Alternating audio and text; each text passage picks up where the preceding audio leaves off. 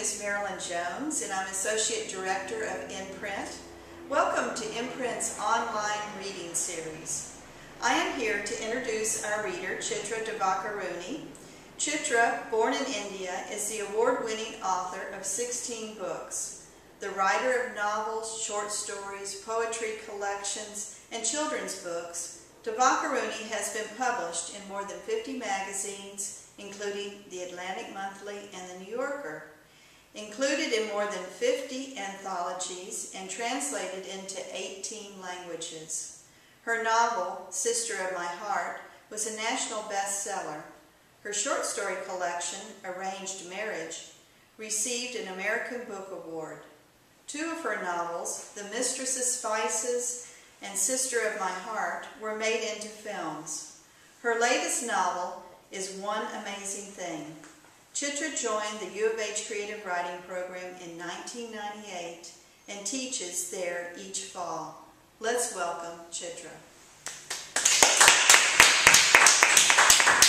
It's a real pleasure to be doing this talk for Inprint. Inprint is such a great organization, and they do so many wonderful things for our creative writing program at the University of Houston. I'm going to be reading today from my novel, One Amazing Thing.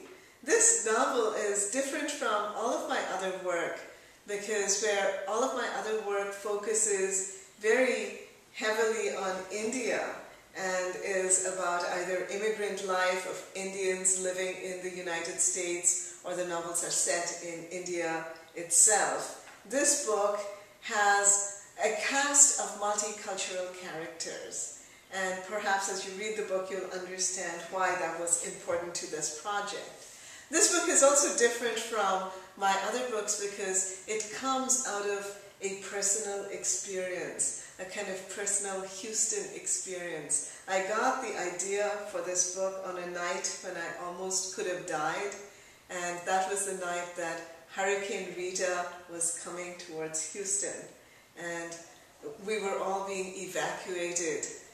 And I was stuck on the freeway with like thousands of other Houstonians who were all panicking because this natural disaster was coming right at us. And that gave me the idea for One Amazing Thing. A little bit about the background of One Amazing Thing.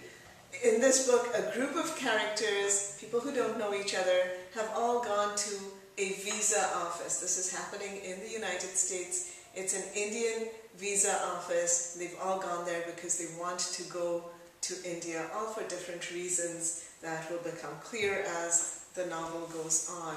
But when they're there, something happens which makes them not go anywhere for the rest of the novel. Now I read to you little portions from the novel, which is in many voices, and that too is different for me. Generally, my books will have one or two protagonists, but here there are 9 characters. They're all equally important. They're all protagonists.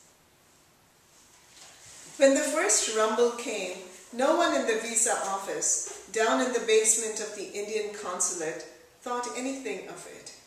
Immersed in regret or hope or trepidation, as is usual for persons planning a major journey, they took it to be a passing cable car, or perhaps the repair crew that had draped the pavement outside with neon orange netting, making entry into the building a feat that required significant gymnastic skill, had resumed drilling. Uma Sinha watched a flake of plaster float from the ceiling in a lazy dance until it disappeared into the implausibly green foliage of the plant that stood in the corner. She watched, but she didn't really see it, for she was mulling over a question that had troubled her for the last several weeks. Did her boyfriend, Ramon, who didn't know where she was right now, love her more than she loved him? And, should her suspicion that he did so prove correct, was that a good thing? Uma snapped shut her copy of Chaucer, which she had brought with her to compensate for the medieval literature class she was missing at the university. In the last few hours, she had managed to progress only a page and a half into the wife of Bath's tale. This despite the fact that the bawdy, cheerful wife was one of her favorite characters. Now she surrendered to reality.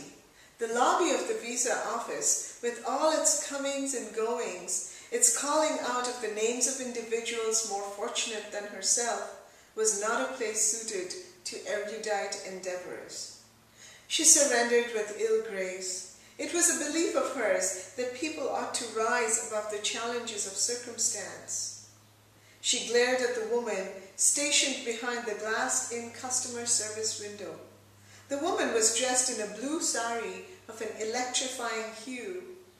Her hair was gathered into a tight bun at the nape of her neck, and she wore a daunting red dot in the center of her forehead. She ignored Uma superbly, as people do when faced with those whose abject destinies they control.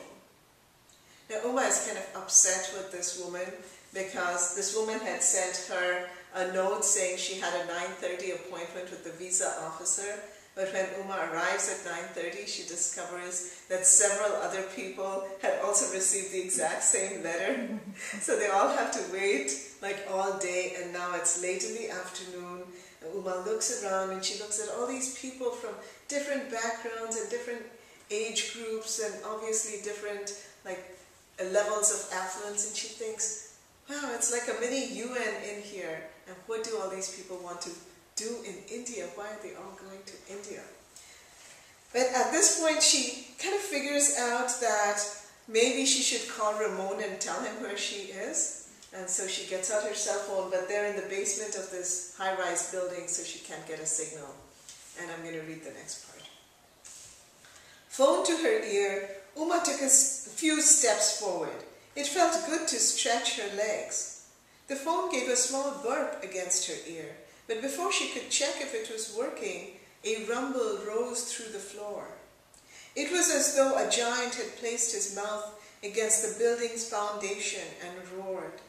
The floor buckled, throwing Uma to the ground. The giant took the building in both his hands and shook it. A chair flew across the room toward Uma. She raised her left arm to shield herself. The chair crashed into her wrist, and a pain worse than anything she had known surged through her arm. People were screaming. Feet ran by her, then ran back again. She tried to wedge herself beneath one of the chairs, as she had been taught long ago in grade school, but only her head and shoulders would fit. The cell phone was still in her other hand, pressed against her ear.